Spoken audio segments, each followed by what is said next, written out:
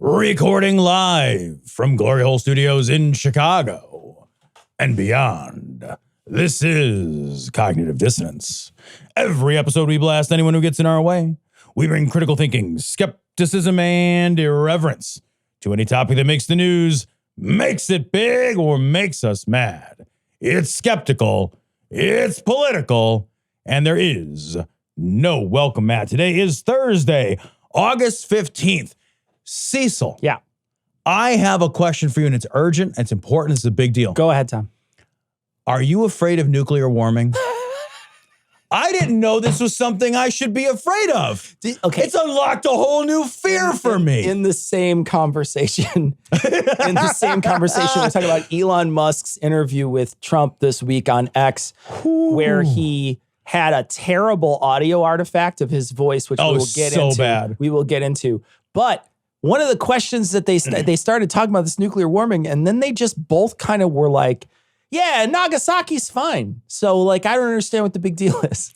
I'm not even kidding. Did you listen to the whole thing? I did listen to the whole thing. I'm not going to sit and listen. No, I didn't either. I can't stomach every time Musk speaks, and I have to listen to Trump every week, so no.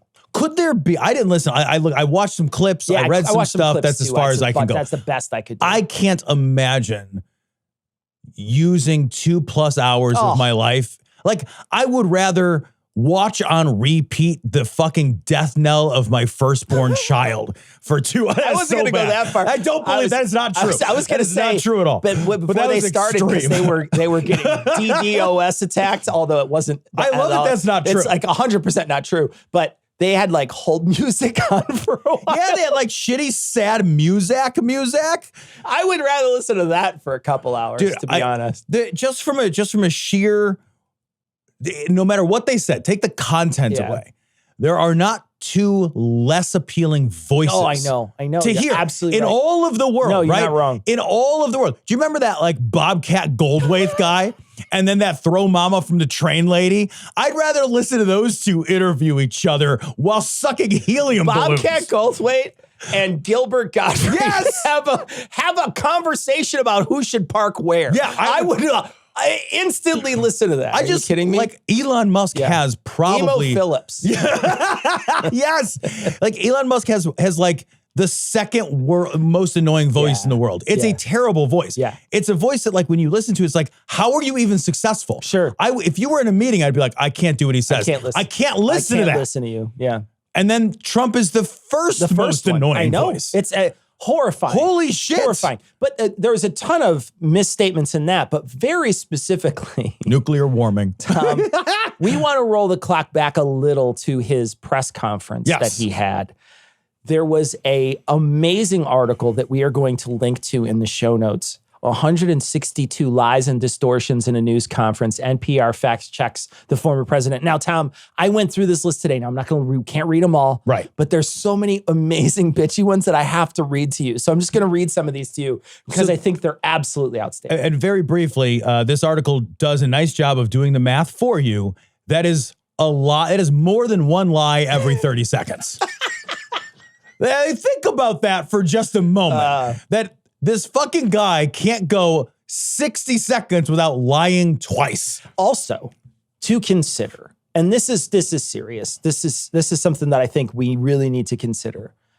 When I read these off to you, recognize how fucking low stakes every single thing I read off to you is. Oh, God. Recognize how unbelievably petty and low stakes these lies are. I want to talk about that too with you. And the reason why I want you to pay attention to that is if he's willing to lie on the super low stakes petty shit, what does he lie about when he's behind closed doors and there's something way more important or way more impactful? What is he willing to do then? Yeah, and to add to that, because that's 100% true. Like there's a clear and open willingness to play fast and loose with the truth. That he's saying, hey, when the stakes are low, I'm still going to lie to you. So obviously, when the stakes are higher for him, there's even less reason to believe. Less chance to believe him. But also, what I find really disconcerting and genuinely worrying is that here's a guy who is saying, I'd like to be the leader of the free world again. Mm-hmm.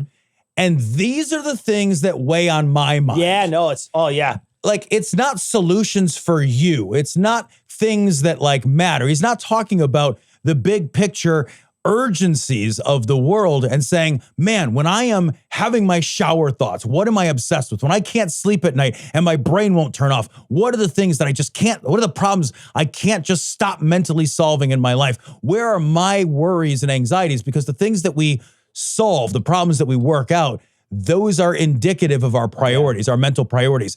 So when he gives you a bunch of low stakes fucking dishwasher doesn't run enough water through it bullshit. Yeah. Or crowd size shit. Right. That is how he's spending his time. That is where his mental energy is. Is that you, Mr. Constituent, at all? And does that bring down the things that you're worried about inflation-wise? Right. His crowd size that he obsesses on multiple times. And I'm going to read many of these to you. Yeah. So just keep that in mind as we work our way through 100%, bro. So yeah. The first one is number 17. I've skipped down to 17. Here's Trump. Rasmussen came out today. We're substantially leading. Here's NPR. Trump is not substantially leading. And Rasmussen is viewed as one of the least credible pollsters in the country. 24. We've agreed with NBC. Fairly full agreement, subject to them on September 10th. Here's NPR. It's on ABC, not NBC. My favorite part is this is the tiniest bit. Like I feel secure in NPR's fact checking if they are doing well actuallying the fucking station it's gonna be on. That's my favorite shit. That's so good. Oh, that's amazing. so good. All right, 25. Talking about the vice president, Kamala Harris.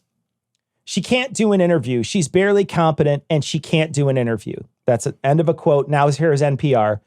Harris hasn't done interviews since getting into the campaign, but she has done them in the past. So saying she can't do one or that she is barely competent are just insults. Trump tends to revert to questioning the intelligence of black women who challenge him. In fact, Trump did it 9 times this news conference, saying Harris is not smart 5 times, incompetent 3 times, or barely competent as he did here. Yeah, that is totally unsurprising.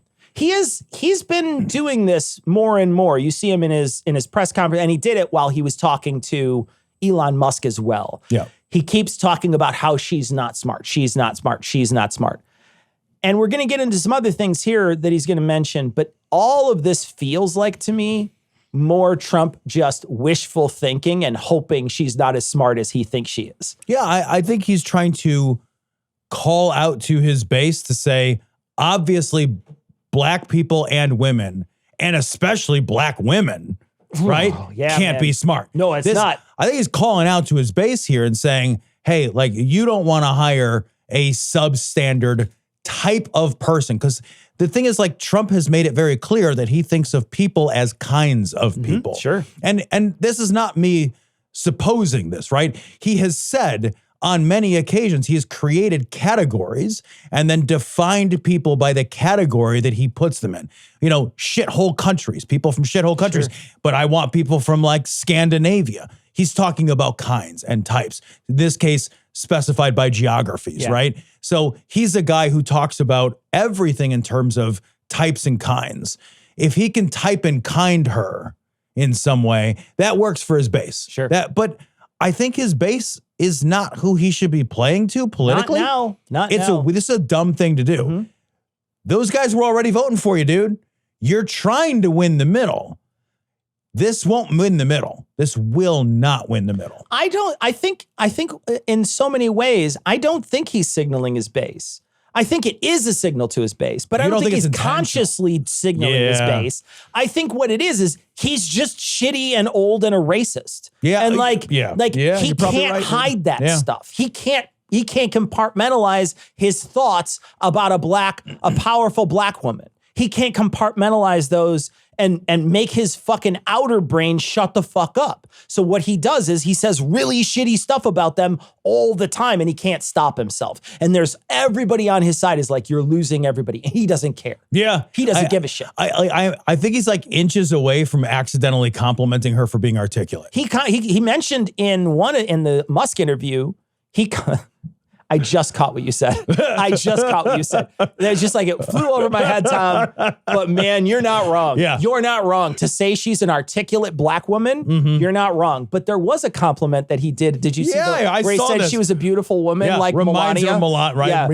Yeah. But if you listen to the longer clip, he's clearly making fun of her because it's an actual ink drawing or an illustration of her. Yeah. And so he's trying to say, she's not that pretty in real life, man. Yeah. That's what he's trying to say. And it's funny because like I heard that clip and I was talking to Haley and we both listened to it at the same time. And then I was like, oh, what drawing? So I looked up the drawing and like, I mean, just being honest, like she's actually way, way prettier than that in person. Like if you look at like the photo that was drawn from, I actually think the drawing kind of does her dirty a little bit. Like just a little bit, but I'm like, that's a great drawing. But I'm like, yeah, actually, just objectively, like the photograph looks better. So it's not, he's trying to say, like they drew her more attractive than she is. And by the way, her attractiveness has nothing to fucking do with her. I know. Like, and I hate this. Like we don't talk about men like this. We absolutely need to not talk about women like this. The only reason I'm talking about it is because he used it to slam her. No, you're absolutely right. And like wasn't even honest about that. No, he can't even be honest with himself. Right. Yeah. Because is he going to be honest with you, American people? Okay, so here is 32 through 34, another bit of wishful thinking. And I'm no Biden fan, but let me tell you, from a constitutional standpoint, from any standpoint, you're looking at, they took the presidency away. They took it away. And here's NPR. There's nothing in the U.S. Constitution about picking presidential candidates. This is a party process, and everything has been done within party rules. And again, the presidency wasn't taken away. Biden is still the president. I read that, and I thought, like, I think he thinks Kamala's president. Yeah, he doesn't understand.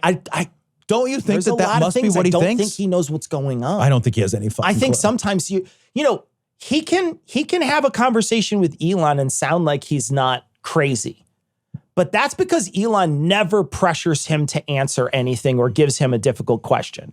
In this conversation, he's being asked hard questions by people, like not a lot. There was a lot of softballs because he invited people to come. So there's a lot of softballs in this interview that he did. But he even sat on the podium or lectern or whatever he's on. He said, that's a nasty question to one of the reporters. Oh, yeah. He said it to one of the reporters. That's so like, gross. He didn't invite everybody. He invited, I'm sure he invited all the ones that he was going to hit the questions out of the park with. Yep. And then, it also, that I just want to point out too, that answer, that thing by Trump where he says they took the presidency from him.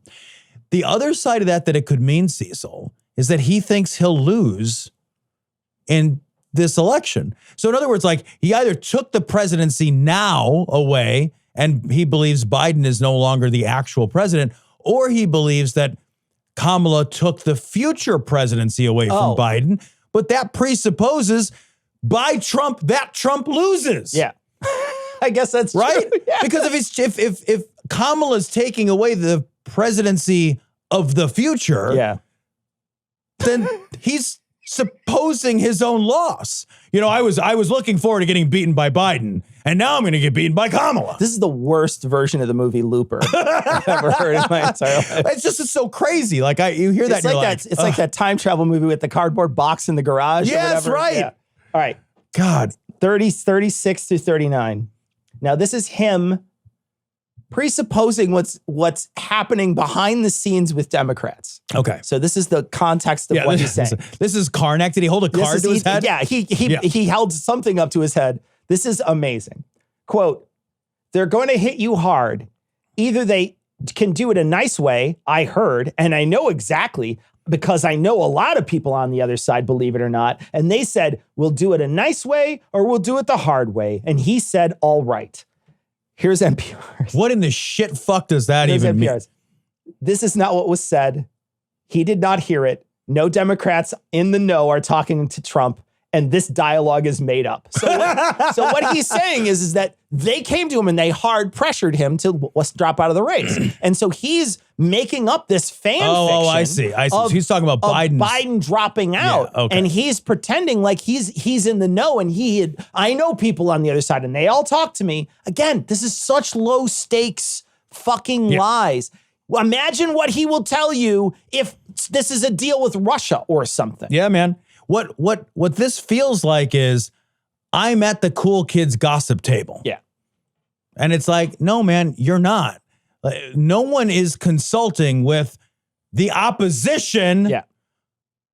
That's not how any of this would work. And if I'm high enough up in the Democratic Party to be a part of these conversations, I'm a trusted official at a very high level. I'm not going to be like, hey, this guy is who we were working to beat. Yeah. Let me tip him off as to what's going on. Selfie real quick with these guys and send it to Trump. It literally doesn't make sense. Yeah, well, it doesn't make sense. But it also, what I love about that line that they do in this NPR article is Trump gets away with this kind of shit all the time.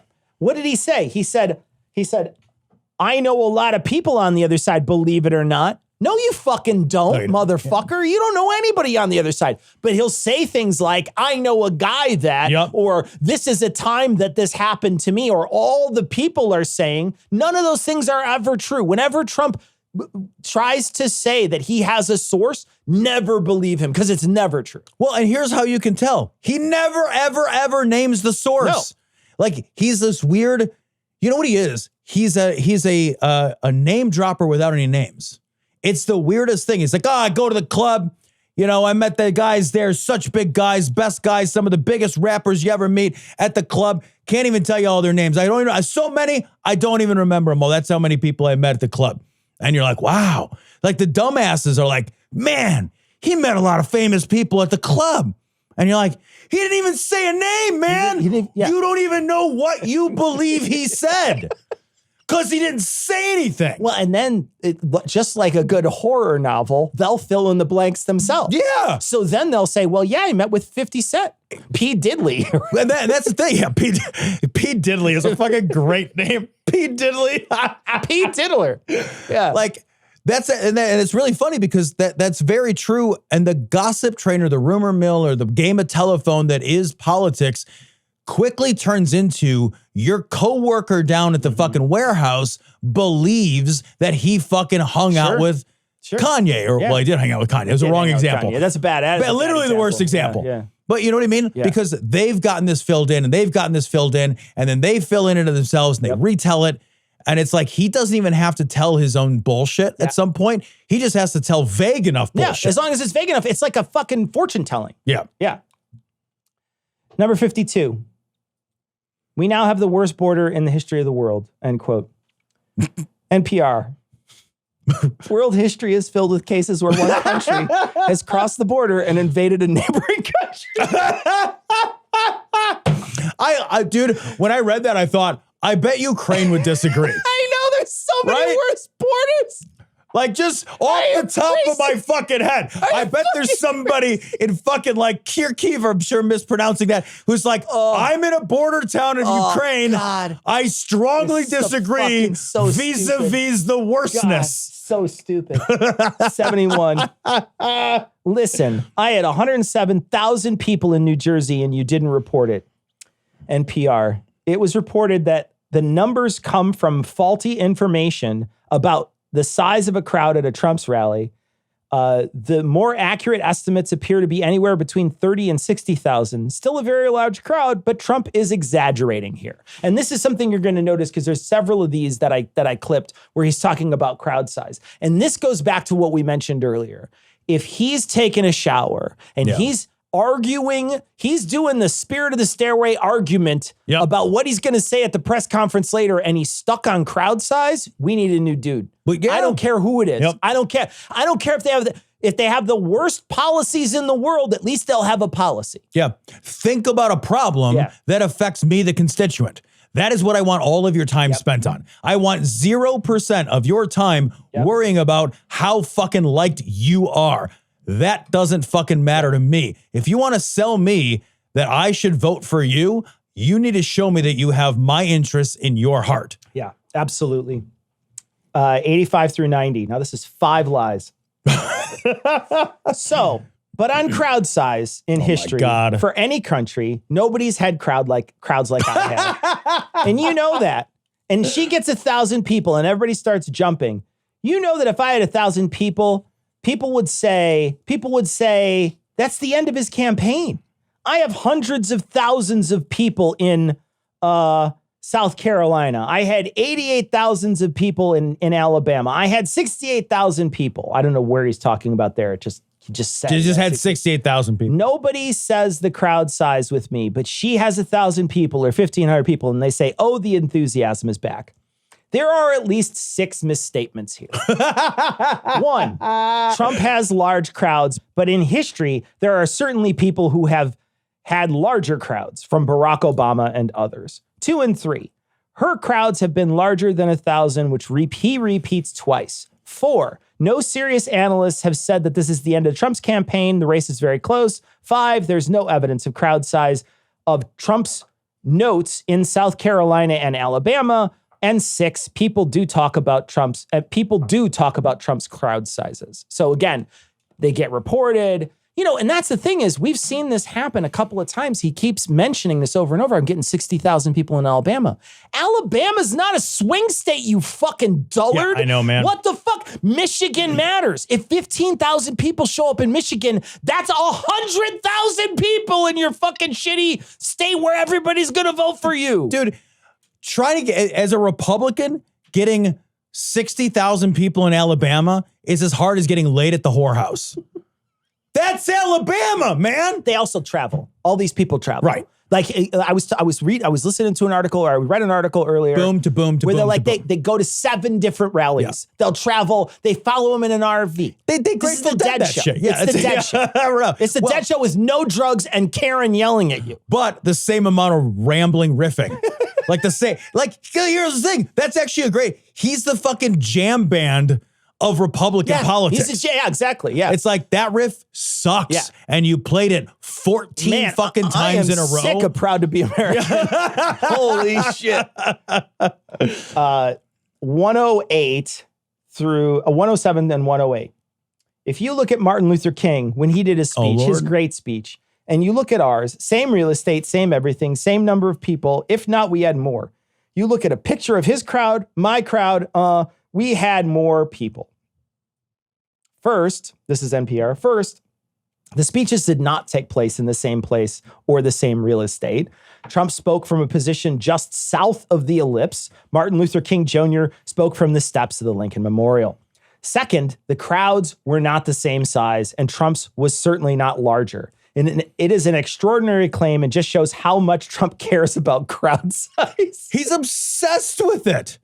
He's obsessed with it. This is a guy with a fucking micropene, like constantly bragging about his fucking schlong. What the fuck, man? You're the only one that cares. No, and that's the thing is, it doesn't matter. What matters, the thing that matters is how many of those seats can you turn into votes? Yeah. And how representative is that of the state? Yeah. Those are the things that matter. Is Al Harris Walz event in Michigan representative of the state that it's in? There's 15,000 people that show up. Like I think about the Eau Claire, Wisconsin one. I don't know if that's how you say it, but Eau Claire or Eau Claire, however you say it. I don't know.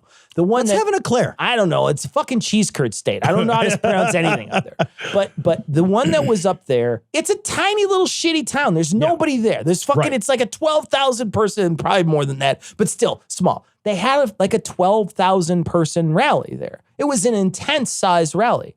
That's a big rally for not a big metropolitan area. You do the same thing in Alabama, man. You could scrape up like 100,000 yokels down there if you go by one of the big cities. Easy. I mean, that's not hard. All those yokels love you, dude. Yeah, and like you said, though, it doesn't, like there are some states that are they're done. They're a lock. Nobody is seriously worried that the Democrats are going to take Alabama. Sure. So your time there is literally wasted time. Yeah. The only advantage that he gains in his mind, and I don't think there's any actual political advantage, is he can go and he can get a big crowd. And he can get big photos of him in front of a big crowd. But what that tells me is that he thinks in his mind that if I show you a big crowd, you're going to want to be a part of that crowd. You're going to see and believe that he is something big and noteworthy and exciting. So he wants to go to places where the pickings are easy because he can get that big photo up. And I think he's hoping that will play to people in Wisconsin and people in Michigan instead of going to Wisconsin and Michigan. Yep. But if you're in Wisconsin and Michigan, what does it tell you about how he's trying to get your vote? Is he showing up and saying, here's my message. Here's how I will work to make your state a better place to live. Here's how I will work to make your life safer and better and more convenient and richer and blah, blah, blah, more prosperous. You know, no, he's not doing any of that. He's saying, I think you're so stupid that if you think I'm popular, you'll want in on the bandwagon. Yeah, you're going to want it. You're going to want to stand with the rest of the crowd. Yeah. 118 and 119, this is about abortion. I think that abortion has become much less of an issue. It's very small. I think it's actually going to be a very small issue. What I've done is what every Democrat and every Republican wanted to have done. I think abortion issue has been taken down many notches. I think it's of a big factor anymore. I don't think it's of a big factor anymore, really. Sorry, it's really hard to read because he's a gibberish talker. Gibberish. Yeah. And they say, minutes apart from each other, he repeats 3 false claims. Abortion rights is not very small issue for millions of voters, and Democrats are organizing around it. And this has been seminal to Biden and Harris campaigns. So again, I think this is one of those moments too, just like when he was wishful thinking about Biden earlier, he's wishful thinking about this too. I think when you're Trump and you've had every moment of your life has been catered to, right? From since you were a child, all you have to do for much of your life is wish for something and it will materialize. Yeah. And I think he has trained his own brain to do this for him. So when he wants something to happen, he will just say it over and over and over again and hope that some divine providence will make it so. Because so far in his life, that's really worked out for him. Yeah, because that's a super interesting point, because I think what Donnie Delulu here has confused is like Donnie Dumps or whatever he called it. Biden called him fucking Donald Dump today. Donald Dump. I think Donnie Delulu has confused the results of sycophancy, which is how a lot of his dreams have come true. Sure. Right? And like the sycophants want something from him. Yeah. Like they're using him. That's why you hang out. Like the thing, like no one's hanging out with him because they're like, you know what? I just want to do something nice for him. I think he's a good person. No. They're hanging out with him because they want to use him for things they want. Yep. But he's got it all mixed up because it's worked so many times. I think you're exactly right. He's become delusional about it. And he thinks like, if I speak it and I speak it and I speak it, it'll just fucking manifest from my vision board. It's like the secret, dude. Jesus, dude. I've never thought of it that way, but you're right. But you notice that he spends a lot of his time saying things that are clearly not true that he wants to be true. Yeah. And he does it quite a bit. So it's a guess. I have no idea, but it's what I think, you know? And this is so fucking racist. 130. Well, I know Willie Brown very well. In fact, we went down in a helicopter with him. Oh, Lord. I thought maybe this was the end. We were in a helicopter going to a certain location together, and there was an emergency landing. NPR. This claim is not held up to scrutiny. Politico reported that Trump did have to make an emergency landing in a helicopter with a black California politician decades ago, but it wasn't Willie Brown, the former San Francisco mayor and state speaker. It was Nate Holden, a former Los Angeles council member and state senator. Okay. That's so fucking racist, dude. There's literally no way he's not confused because they all look alike to him, right? I feel even uncomfortable, but like, man, that's what's happening here. Well, there's a guy today, I saw a video of a dude who looks, he's just an Indian guy. He's just an Indian guy.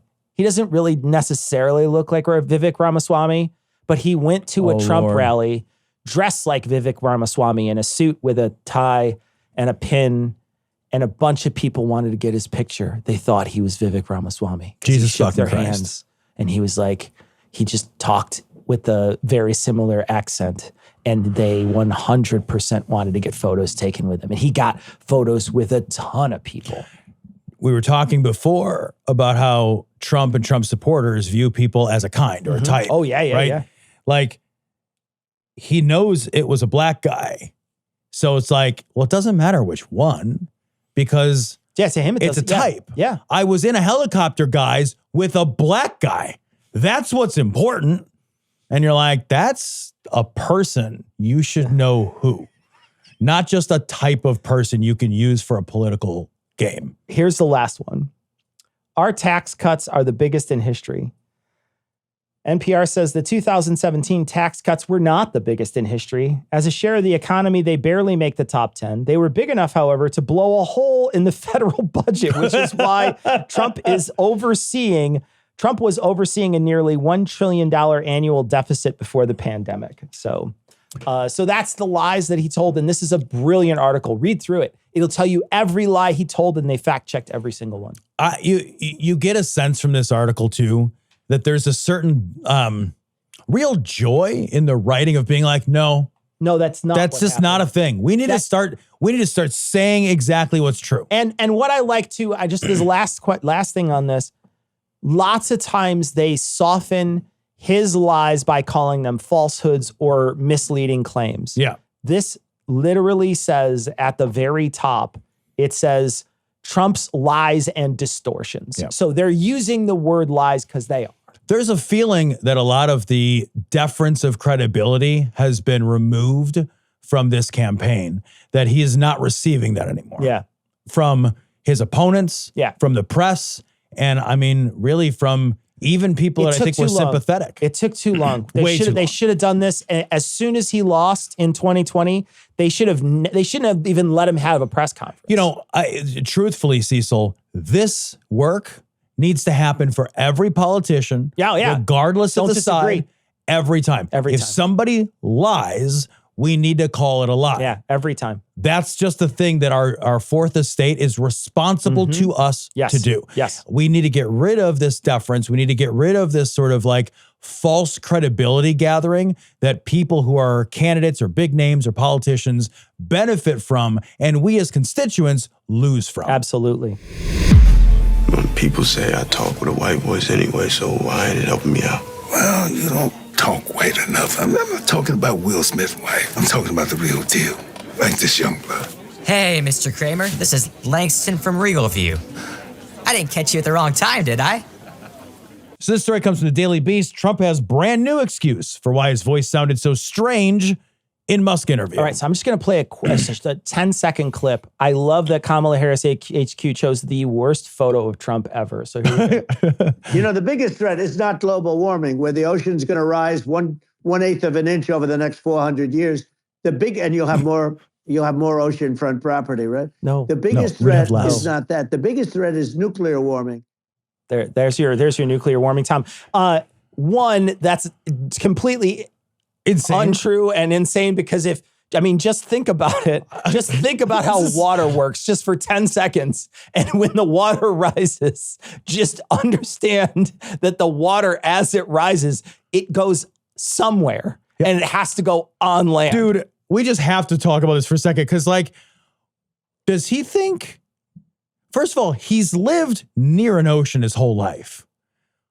When the tide goes out, has he not noticed that there's more beach when the tide goes out? I think he misspoke. And less beach when it comes in. And what he's saying is they'll be different.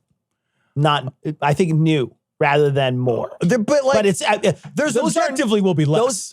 It'll be objectively be less, but it'll be different. Like when the water covers more land, there will be less land. That you can build on. You're not wrong. But I just failed to understand why that would. It's just insane that that sentence would come out of your mouth in the same 14-second clip that you talk about nuclear warming. Nuclear warming. Not nuclear war. What's so funny is what I want to talk about is his sound. Yeah. And the way he talked in this, people were saying that he's clearly slurring. There's something wrong with his voice. But what really happened is Elon fired so many people that there was a huge artifact in his voice. But I did see another clip of somebody who posted from the same room, and it sounded like he did slur a couple times on this call, where he did do a sound for an S. It's impossible that it was Trump's equipment. I don't think it's possible. Yeah. Because I've been working with audio for many years. The things that disturb speakers are pops, P's, right? So Yeah. P's have a plosive sound that that's more air coming out. That can depress and fuck with a condenser microphone. But when you're talking about an S sound, yes, people will say S when they're testing a room, but they're checking their de-esser stuff. They're checking, there's a gate that lowers your S's when you have high-end audio equipment. And so they're very specifically using S for that. It never changes it to you sound fucking like Putty Tat and fucking Sylvester. Yeah. Like it never does that. That is either on the front end, Trump talking, and I did hear him actually drop one of these, but I also think a lot of these were taken up. I don't disagree that it could have also been Elon Musk's bad. Right. Like he doesn't have any engineers who work for him. I suspect it's probably a little of both. A little of both. Right? But here's what is also telling. Cecil, if you and I had an opportunity to talk to Harris, let's say, for real, Sure. like let's say we had a week, Yeah. we got a week's notice, and we were going to be able to interview Kamala Harris on our show. Here's what I know for certain that would happen. And this is why I think this is like really important. We would say, hey, where are you going to be when we record? Oh, I can't be in your studio, guys. I'm on the campaign trail. So I'm actually going to be recording from the road. And that day I'll be in Los Angeles. Okay. I'm going to fly to Los Angeles, or I'm going to send Ian to Los Angeles. This would be such a big deal. I'm going to fly Ian to Los Angeles. I'm also going to spend a good chunk of my time that week testing every piece of my connection, making sure that I've got a backup for my backup, because this would be a big deal for us. We would pour some energy and resources into making sure that nothing could go wrong. Now, I am not a billionaire who owns Twitter, and this is what I would do. Yeah. There's a level of incompetence that Elon Musk demonstrates to people time and time again. And I think it's important because in this interview with Trump, Musk kept saying things like, you should appoint me to be a part of the government to like cut government waste. He wants to add a government job that doesn't exist, whose job it is to eliminate government jobs. See, and then produce something as shitty as Twitter. Yeah.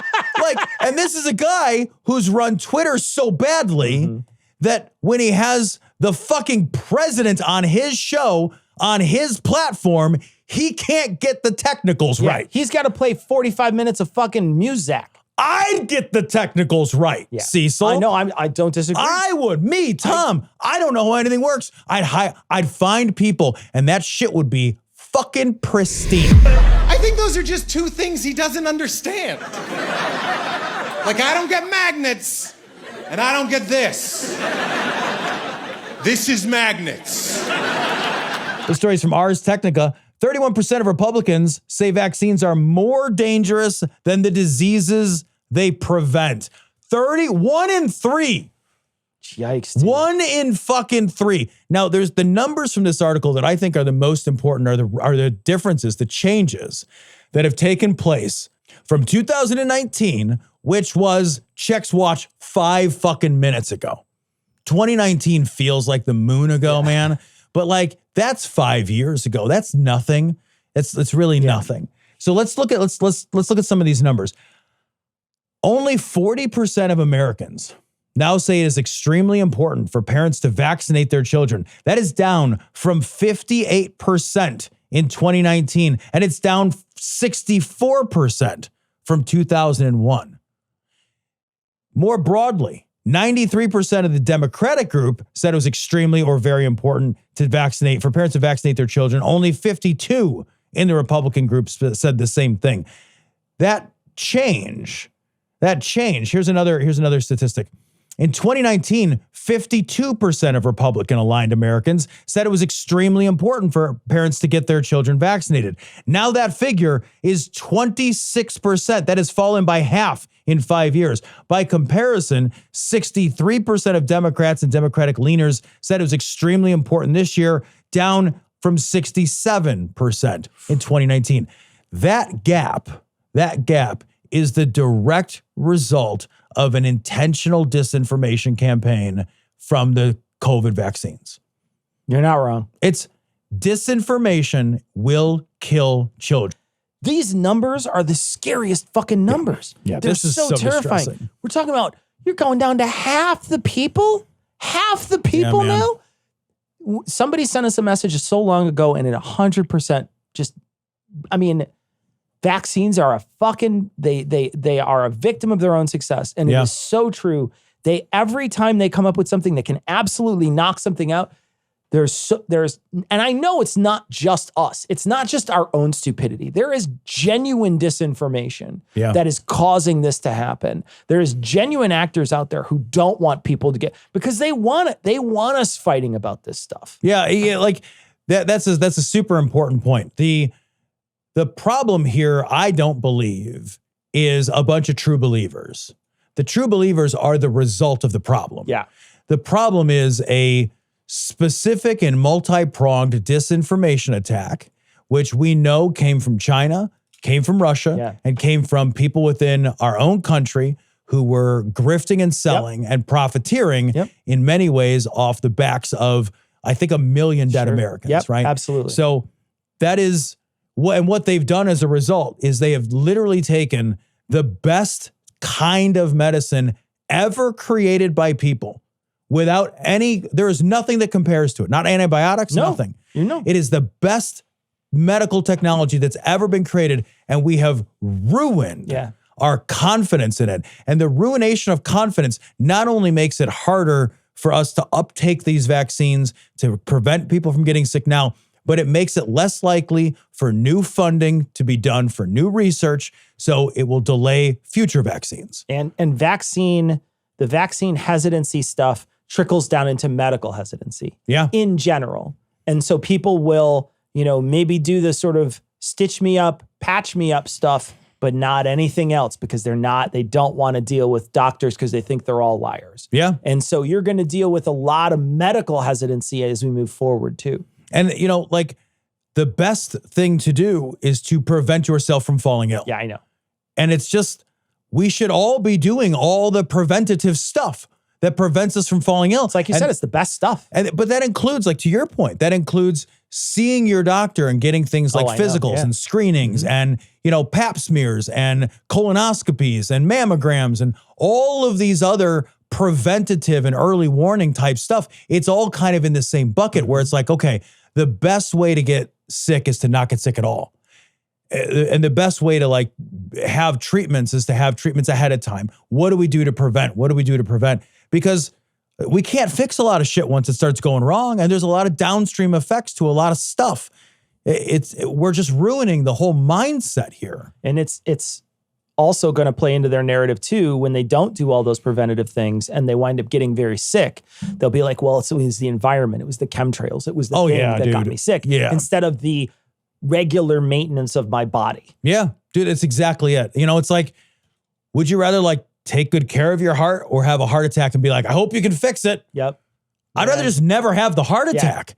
And it's funny because when we say it and we don't use a disease like a virus or a bacteria, but we use hey, which would be better? To break your leg and patch it back up, break your leg and set it, or to not break your leg at all? Which would be better?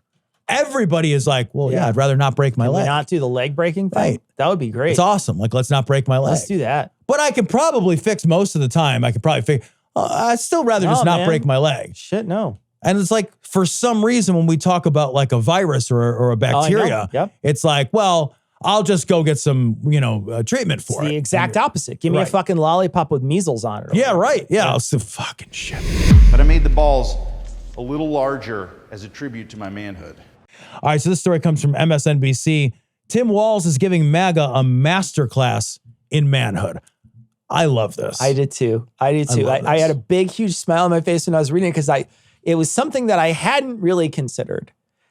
One of the things that I think we love Tim Walz for is his sort of unabashed dadness. Mm-hmm. And I think this is there's another article I saw this week where someone said, it's a whole article essentially that is saying Fox News took away all of our Tim Walz dads, basically. Yeah. Fox News changed and when we see Tim Walz, we think that's what my dad would be like if he didn't sit down in front of Fox News for 6 hours a day and get his brain fed all this stupid shit. Yeah. My dad would be just like Tim Walz. I have a father figure in my life who watches Fox News all the time, and I was very close to many years ago. Yeah. And now, I mean, he reminds me very much of Tim Walz. Yeah. Very much of Tim Walz. But he also has all those worst cases of being a Fox News junkie. And so I hadn't even thought of that. And it's a really interesting point. And Tim Walz being somebody who is a picture of what it means to be a masculine yet sensitive person. And we are awash in the right's toxic masculinity right now. And I think this is such an amazing contrast to those two figures. I couldn't possibly agree more. I feel like the version of masculinity that Tim Walz really represents, that I admire deeply, is he embodies the idea of a life lived in service to family and community. Like, you see all those like memes, like Tim Walz, you know, would measure twice and cut once. Tim Walz would, you know, you've seen all of this. They're great. Yeah. They're great. They have this like underlying sense of competence, of gentle advice, of doing for you. Tim Walz is the guy who helps you fix your tire on the side of the road. Tim Walz, like, there's a sense of like, how can I as a man embody a positive masculinity? And I think that positive masculinity that Tim Walz represents is a masculinity of service to others, service to family, service to community, and competence. Just being good at stuff, competent. Like, here's a guy who I think has lived a life where he said, how can I be of service to other people? I'll be a teacher. I'll be a coach. I'll join the National Guard for 24 years. And like, these are things, and he's gentle about it. He's not braggadocious about it. There's a humility in there too. Like, that is kind of the like vision of masculinity I grew up with. And that's like my platonic ideal too. Yeah. When I think about that sort of thing, I think about someone who is doing for you. I also think what he embodies is unconditional love, right? Yeah. One of the things that we see from the Republican side is a very conditional love, right? If you grow up hetero and cis, I will love you. But he's willing to help and love people that aren't growing up in those ways, people that aren't identifying in those ways. He's doing things for them in schools that no one else is doing. In other states, in other blue states, he's doing things, progressive things that other states haven't even caught up with yet. Yeah, and you know, I see this on the right a lot when I like go into online spaces, which I know are not good representatives of like the bulk of people, right? Sure. But when I go into online spaces like Reddit, etc., I see from the right this version of masculinity that treats all relationships as very transactional. Sure, yeah. I for you because you for me. You for me and then I for you. But it's always transactional. It's always there's a quid pro quo. Yeah. There's always some attachment to it. And that feels like such a gross and jarring juxtaposition from what I've always thought of as like, and I'm talking about like romantic relationships, also friend relationships, like really all relationships. Like I always grew up like sort of like holding the notion of like, no, like I have a commitment to you. And that is what our relationship is based on. A commitment to you because we're friends. A commitment to you because I want there to be a closeness. A commitment to you because, you know, I value something in you. Sure. And like, if I don't get something directly from you in this transactional one-to-one way, that's okay. What I get out of this is the joy of this relationship. The right has really transactionalized in these really gross ways, relating at all to people that like, well, you gotta get something first. You gotta and get look at that all that hookup stuff that they're doing now with guys, where they're talking about like the Sigma males going out and getting all the ladies. And that's so much what I'm talking about. 100% transactional. And don't you see that same kind of mindset writ into the politics of the right? Absolutely. Like, think about like a J.D. Vance. You know, no, I don't have to do that. Although J.D. Vance is a good example. But an even cleaner and clearer example is Trump very recently said, well, I guess I got to promote electric cars now. I'm getting $45 million from Elon Musk. Now, he called Musk, in 2022, Trump called Musk a complete bullshit artist. That's what he called him in 2022. Now, he's on his platform and he's best friends and he's promoting electric cars and he's moved back from his position because all of his relationships are transactional. There's nothing genuine. There's nothing purposeful. There's nothing honest. There's nothing based in empathy. There's no honesty to the relationships. And they're promoting a style of living and a way of thinking for men specifically that says, hey, what are women for? Yeah. Right? When we think about the idea of what are women for, we're thinking about a transactional position where women do, and that's why we do. Not like, this is somebody I love. Yeah. This is just a person. Instead, it's a type and a kind, and what do they do and what are they for? Yeah, man. There's a mindset on the right that really feeds that. And Tim Walz is such a good antidote to that. Yeah. And his ability to cross those, to sort of be a beacon of this, what I think is like real masculinity, is amazing in this time, because there's so many bad examples. So many bad examples out there of what bad masculinity, Andrew Tate, bad idea of what masculinity is. Tons of these people who think they're very masculine and who try to come off. Trump is one of those people. Terrible example of what masculinity is.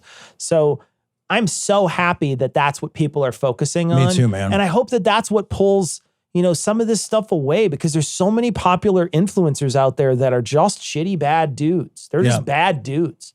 Well, I'm just thinking out loud here, but like another virtue of masculinity that I grew up with, that I've always thought of and sort of like put in the bucket in my head of like, this is the kind of man I'd want to be, that I think the right has really gotten away from, is the sort of like idolizing reliability. I grew up idolizing men that were reliable. Being reliable was like, that was part of your job as men were reliable. Right? Like that's just how I know I'm old. I'm 46 years old, and I know this is an outdated version. And I don't want to suggest, by the way, that women can't be reliable. Yeah. That's not at all what I mean. It's not the point of this. But I think like a character like Tim Walz exudes a kind of personal and political reliability. And there's a characterization on the right that says men don't need to be reliable. Reliability is no longer valued. Reliability, consistency. I'll be reliable, but you got to valued. do something for me. Yeah. Yeah. The reliability is contingent on something else. Yeah. It's gross. Best place to go would be Florida. The Keys are lovely this time of year. This story comes from the AP. Arizona and Missouri joined states with abortion amendments on the ballot. What would the measurements do? I read this. I want to click my heels together like a fucking comic leprechaun. Yeah, man. Abortion drives ballots. Abortion drives votes. Abortion drives turnout. In Arizona, a key state, a state Biden barely won, that is very competitive, a Sunbelt state that is potentially needed in order to secure a Harris win, putting abortion on the ballot, abortion wins every time. Yeah. This is like, I feel like this ties the state up in a bow. There's a couple of these places that I was just shocked that they would do this, but this is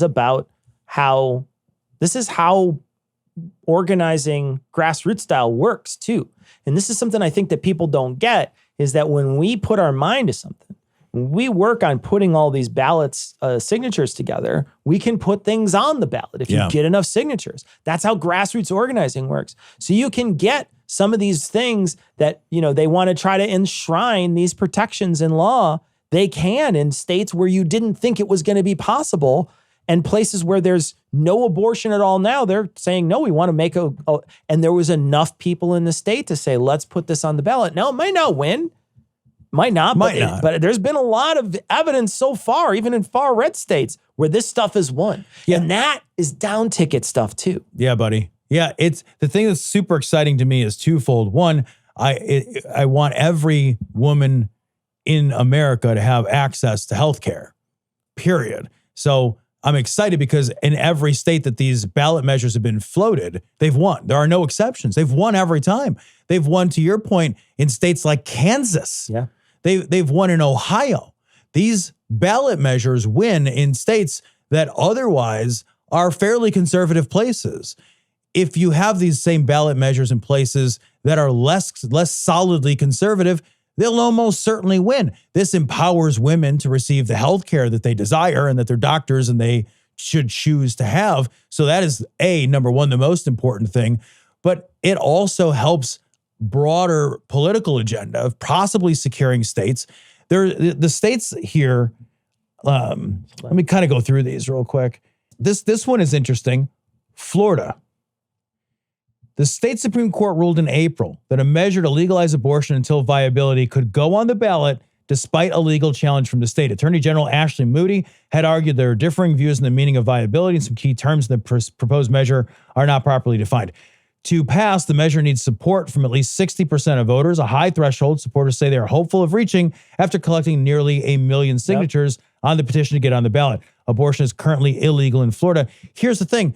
If abortion is on the ballot in November, if it is part of that same ticket, Florida is more competitive now than it was 4 years ago. Absolutely. 100% more competitive. You're going to get more people to the ballot box. Yep. They motivated 1 million people just to create this fucking ballot measure. Yeah.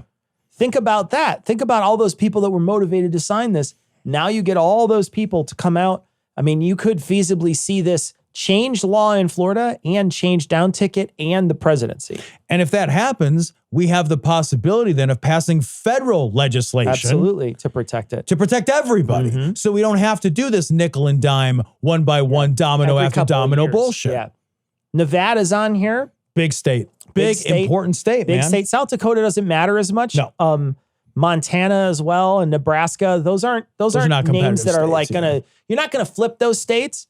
But I will say, Nevada's a big state. That Big was state, again man. also in play last time. Yep. So these are big measures that they're dropping on ballots that are like fucking possibility is really amazing for Harris and Walz to use this. And this is also, you said this, God, Tom, you must have said this 18 months ago, where you said, I would never do anything but be a Democratic commercial that talks about how I'm going to take your rights away. And this is brought to you by the Republican Party, Right, essentially, yeah. right? Using their own words against them. Think of how fucking powerful these messages are in those states, very particularly Arizona, Nevada. You start talking to these people in these rallies and things like that and telling them that you're going to be there and you're going to make sure you protect their rights. You're not just solidifying them to come out to vote for their rights. You're also stapling yourself to that ticket. Right. Yeah. And you've got to drive home. Trump took credit for taking away your rights. Sure did. Trump gloated about it. He took credit. He said, I'm going to put the most anti-abortion justices on the Supreme Court that you've ever seen. I'm going to deliver for you, the evangelicals. He did it. He gloated about it. He took credit for it. He took his victory lap. Now he's the dog that caught the car. Yep. So let's back the fucking car up. Show him every chance you get with that car in his mouth. Fucking right. Would you rather be stuck in a forest with a man or a bear? Bear. Man is scary. With a bear. Well, I've heard about bears. They don't always attack you, right? Unless you fuck with them. So maybe a bear. Depends what man, but probably a bear. Oh, 100% a bear, which is terrifying to say, but Definitely a bear. Some men are very scary out there. a bear. This is from Salon. The big question touching a nerve this election: can my husband find out who I'm voting for? Dark. This is a dark story. Dark. Although they do, I feel like there's a bit of this where they're saying this isn't very common. It's not super common. Mm-hmm.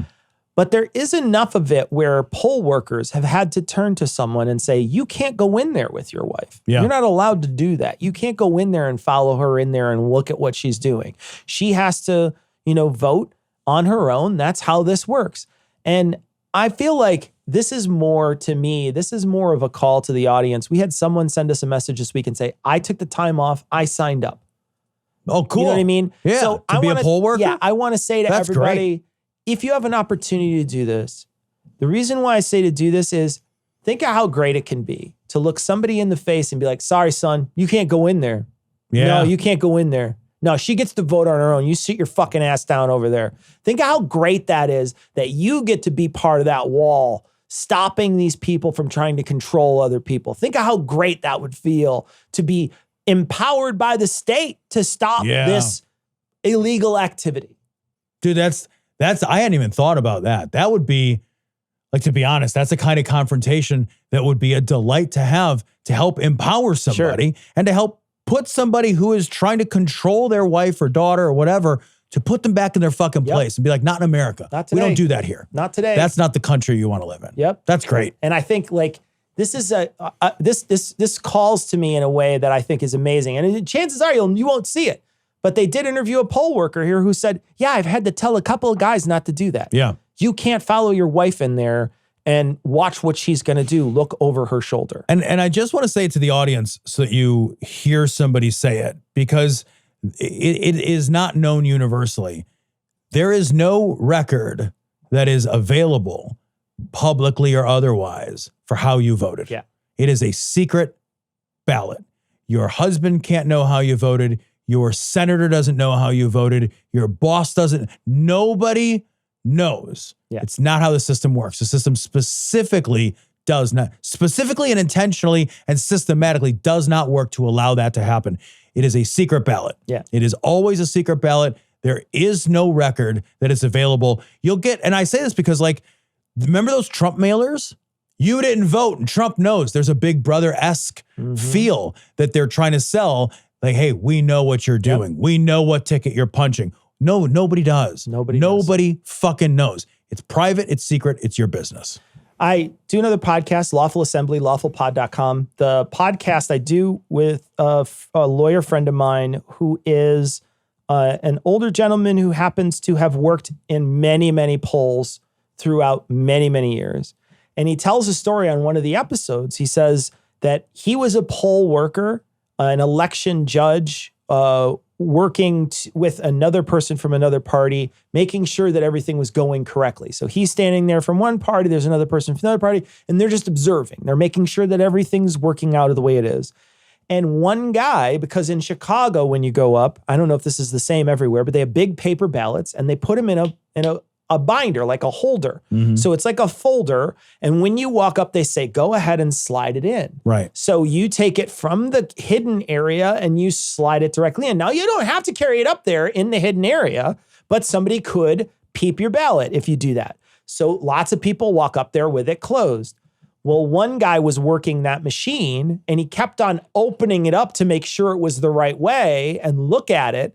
And he had to walk over to him and say, don't you open that thing up again. This is a secret ballot. You're not allowed to look. Right. And he was said, I wasn't sure if he was trying to intimidate the people who were coming up with the ballot because he could then see what you voted. And so he had to tell him a couple times. And at a certain point, he brought the police officer over who's at every place, a polling place, and said, you got to tell him to stop doing this. And the guy was like, okay, I'll stop doing it. I'm sorry. Oh my God, yeah. But he essentially had to go get a police officer to walk over and be like, tell this fucking knucklehead to please fucking stop doing this. So there are people out there who try to do this shit, who try to intimidate voters, who try to change your idea on what you're going to do.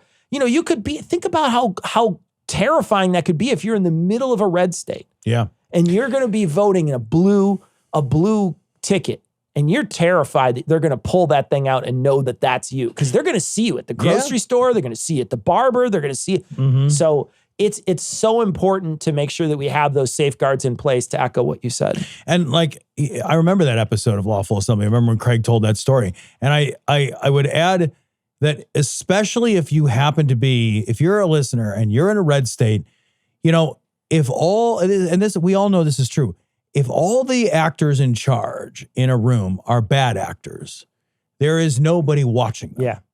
There is nothing to say that in Piddlefuck County, Alabama or whatever, that everybody that's a poll watcher in that room will not behave badly together, right? The reason it worked in the example you gave is because somebody like Craig was willing to intervene, right? But if everybody's on board, who's going to do it? Be the person that's not on board. Yeah. You don't know. You might be the only thing that stands between the right way things are supposed to be done and a group full of people or a room full of people who are poll workers who want to interfere. Yeah. Who want to cajole you into changing your vote. Yeah. Yep.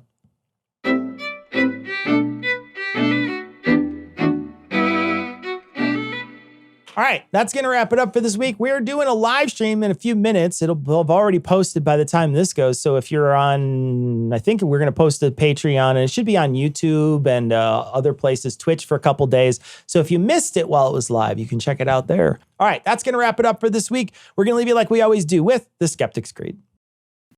Credulity is not a virtue. It's fortune cookie cutter, mommy issue, hypno-Babylon bullshit. Couched in scientician, double bubble, toil and trouble, pseudo quasi alternative, acupunctuating, pressurized, stereogram, pyramidal, free energy healing, watered downward spiral, brain deadpan sales pitch, late night info docutainment. Leo, Pisces, cancer cures, detox, reflex, foot massage, death in towers, tarot cards, psychic healing, crystal balls, Bigfoot, Yeti, aliens, churches, mosques and synagogues, temples, dragons, giant worms, Atlantis, dolphins, truthers, birthers, witches, wizards. It's like all your friends just decided to go nuts all at the same time. Shaman healers, evangelists, conspiracy, doublespeak, stigmata, nonsense. Expose your sides. Thrust your hands, bloody, evidential, conclusive. Doubt even this. Thanks for tuning in. If you enjoyed the show, consider supporting us on Patreon at patreon.com/dissonancepod. Help us spread the word by sharing our content. Find us on TikTok, YouTube, Facebook, and Threads, all under the handle @dissonancepod. This show is CAN credentialed, which means you can report instances of harassment, abuse, or other harm on their hotline at 617-249-4255 or on their website at creatoraccountabilitynetwork.org.